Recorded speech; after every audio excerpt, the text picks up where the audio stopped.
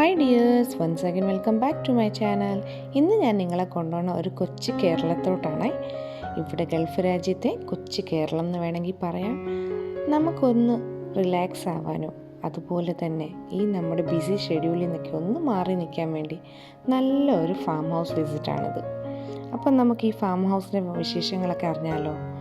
പ്രകൃതി ആർക്കാണ് ഇഷ്ടപ്പെടാത്തത്? നല്ല പച്ചപ്പും അതുപോലെ നല്ല കാലാവസ്ഥയും കിളികളുടെ ആ മധുരമുള്ള ഒരു സ്വരവും ഒക്കെ ഇഷ്ടപ്പെടുന്ന ഒരു കൊച്ചു ഫാം ഹൗസാണ്. ഫാം ഹൗസ് എന്ന് കേൾക്കുമ്പോൾ നിങ്ങൾ വിചാരിക്കും ഈ പച്ചപ്പ് മാത്രമേ ഉള്ളൂ. ഈ പച്ചപ്പ് മാത്രമല്ല, ഇവിടെ വേറെ കുറേ വിശേഷങ്ങൾ ഇങ്ങനെ നിങ്ങളെ കാത്തിരിക്കുന്നുണ്ട്. അപ്പം നമുക്ക് പയ്യനെ വീഡിയോയിലോട്ട് കടന്നാലോ. ഇത് കണ്ടില്ലേ, ഇവിടെ ഇല്ലാത്ത മരങ്ങളൊന്നുമില്ല. ഇവിടെ നമ്മുടെ നാട്ടിൽ കാണാൻ പറ്റാത്ത കുറേ മരങ്ങളും ചെടികളും ഒക്കെ ഇവിടെ ഞങ്ങൾ കണ്ടിട്ടുണ്ട്. ഇത് കണ്ടില്ലേ, ഇതിൻ്റെ പേര് എനിക്ക് അറിഞ്ഞുകൂടാ. നിങ്ങൾക്ക് വല്ലവർക്കും അറിയാമെങ്കിൽ എന്നെ കമൻറ്റ് ബോക്സിലൊന്ന് അറിയിക്കൂ.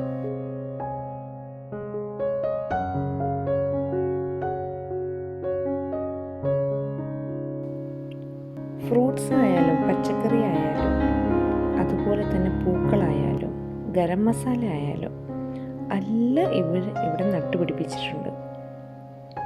ഇത് കണ്ടില്ലേ, ഇത് ഓറഞ്ച്, മോസമ്പി, പല ടൈപ്പിന് നാരങ്ങ, മാതളം, ചേന, ചേമ്പ്, കപ്പ, നെല്ലിക്ക, കാട്ടുനെല്ലി, വേറെ കുറേ ചെടികളുമുണ്ട്.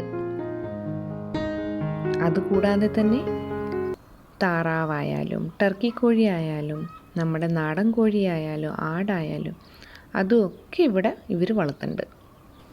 പിള്ളേർക്ക് ഇതൊക്കെ കാണുമ്പോൾ നല്ലൊരു സന്തോഷമാണ്. പിള്ളേരെന്ത്, ഞങ്ങൾക്കും ഒക്കെ നല്ല ഇഷ്ടപ്പെട്ട ഒരു സ്ഥലമായി മാറിയത്.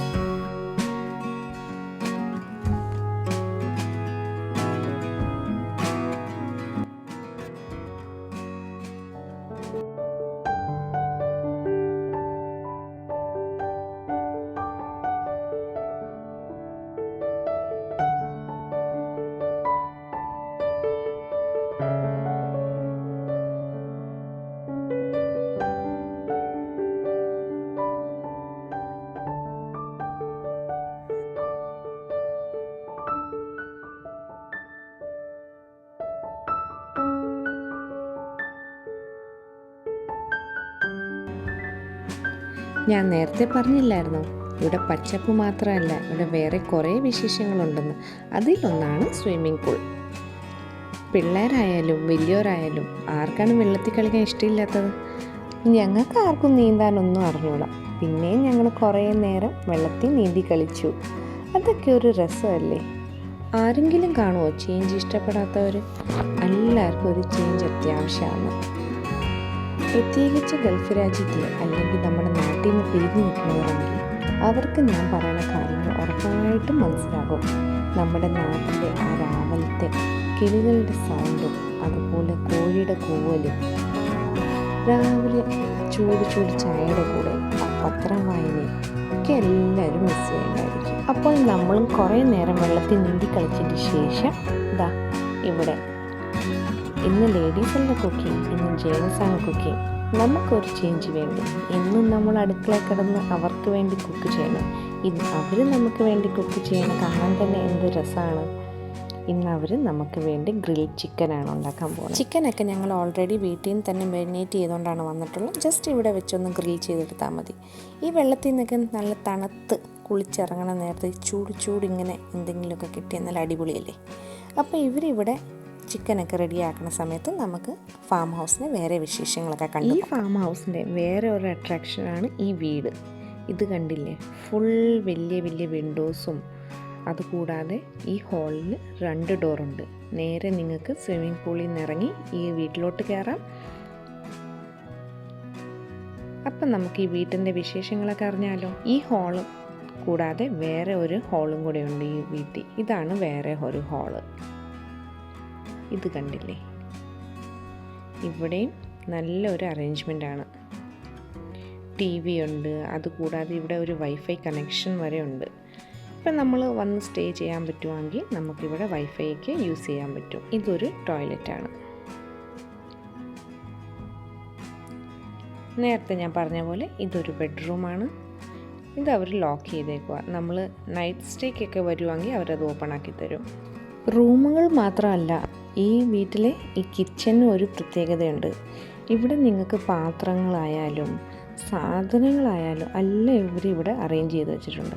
നമുക്ക് ജസ്റ്റ് വരിക, എൻജോയ് ചെയ്യുക, പോകുക. അതുപോലത്തെ ഒരു നല്ല സെറ്റപ്പാണ് ചെയ്തിട്ടുള്ളത്. ഇത് കണ്ടില്ലേ, വലിയൊരു ഗ്രില്ലാണ്. അപ്പം നമ്മൾ പിള്ളേരായിട്ട് സ്വിമ്മിംഗ് പൂളിൻ്റെ അടുത്തായ കാരണം നമ്മൾ കൊണ്ടുവന്ന ഓവനിലാണ് നമ്മൾ ഗ്രില്ല് ചെയ്യണത്. ഈ ഏരിയയാണ് ഈ ഫാം ഹൗസിലെ വേറെ ഒരു അട്രാക്ഷൻ. നിങ്ങൾക്ക് വേണമെങ്കിൽ ഇതിനെ പാർക്കെന്നോ ഗാർഡനെന്നോ എന്ത് വേണമെങ്കിലും പ്രഖ്യാപിക്കാം. ഇവിടെ ഇവർ ലൈറ്റ്സൊക്കെ പിടിപ്പിച്ചിട്ടുണ്ട് ഫ്ലോറിൽ. നൈറ്റ് ആകുമ്പം ഈ ലൈറ്റ്സൊക്കെ കത്തിച്ച് നിങ്ങൾക്ക് വേണമെങ്കിൽ ഇവിടെ ഒരു ബർത്ത്ഡേ പാർട്ടിയോ അല്ലെങ്കിൽ ഒരു ഗെറ്റ് ടുഗെദറൊക്കെ ഓർഗനൈസ് ചെയ്യാൻ പറ്റും. ഇപ്പം നിങ്ങൾ കാണുന്ന സ്ഥലത്ത് കരിമ്പ് കൃഷിയായിരുന്നു. കരിമ്പിൻ്റെ സീസണൊക്കെ കഴിഞ്ഞ് അവർ കട്ടൊക്കെ ചെയ്തിട്ട് ഇട്ടേക്കുന്ന ഒരു സ്ഥലമാണ് ഇപ്പം. നമ്മുടെ നാട്ടിലെ ചെടികൾ അമ്പഴങ്ങ ആയാലും നെല്ലി ആയാലും മാവായാലും വാഴയായാലും വേറെ എന്തൊക്കെ പേരുണ്ടെന്ന് എനിക്ക് തന്നെ അറിഞ്ഞൂടാ, സർവ്വതും ഇവിടെ നമുക്ക് കാണാൻ കിട്ടി. ഇത് കണ്ടില്ലേ, മാതളം ഇങ്ങനെ പിടിച്ച് വാരി കിടക്കണം. അതും തന്നെ നാടൻ കൊച്ചു കൊച്ചു മാതളമാണ്.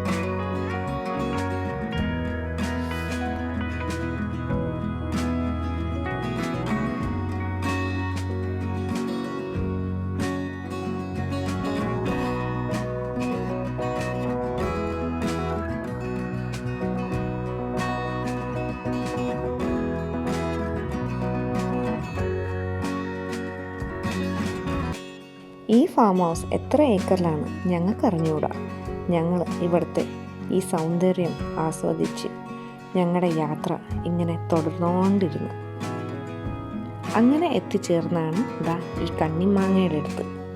കണ്ണിമാങ്ങിനെ കണ്ടപ്പോൾ മനസ്സിലൊരു കുളിർമ.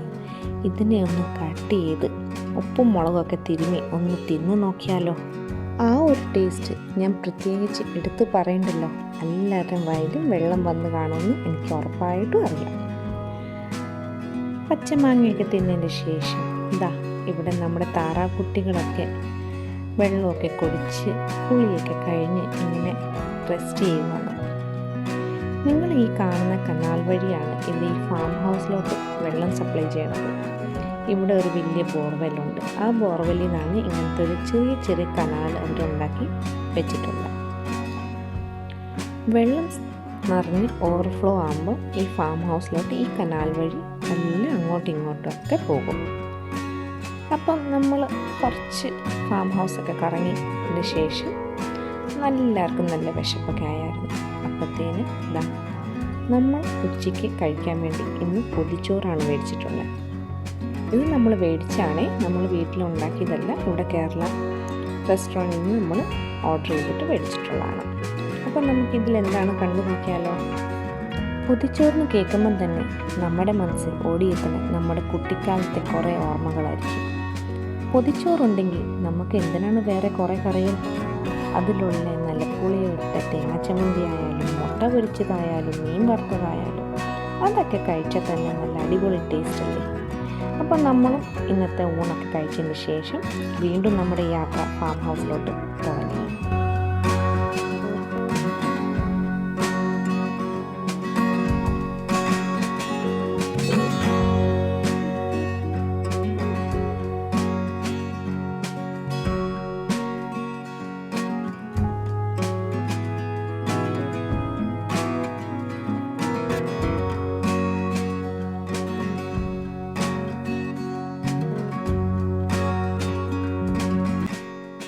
ഇനി നമ്മൾ കാണാൻ പോണത് ഈ ഒരു കൊച്ചു കുളമാണ്. ഈ കുളത്തിൽ ഇവർ മീൻ വളർത്തുന്നുണ്ട്.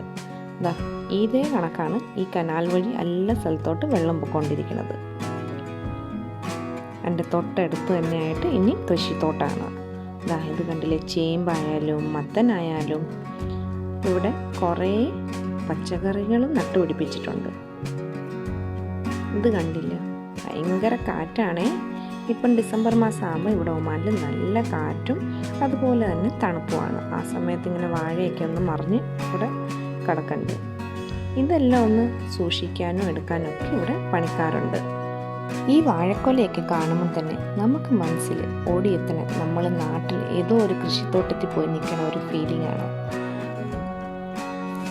ഈ ഫാം ഹൗസിൻ്റെ കുറേ വിശേഷങ്ങൾ ഇങ്ങനെ മനസ്സിൽ വെച്ച് സന്ധ്യയായപ്പം ഞങ്ങളുടെ യാത്ര അവസാനിപ്പിച്ച് ഞങ്ങളെല്ലാം വീട്ടിലോട്ട് മടങ്ങി. ഈ ഒരു കൊച്ചു യാത്ര ഞങ്ങളുടെ മനസ്സിൽ ഒരു പ്രത്യേക സ്ഥലം ഉണ്ടാക്കിയെടുത്തു.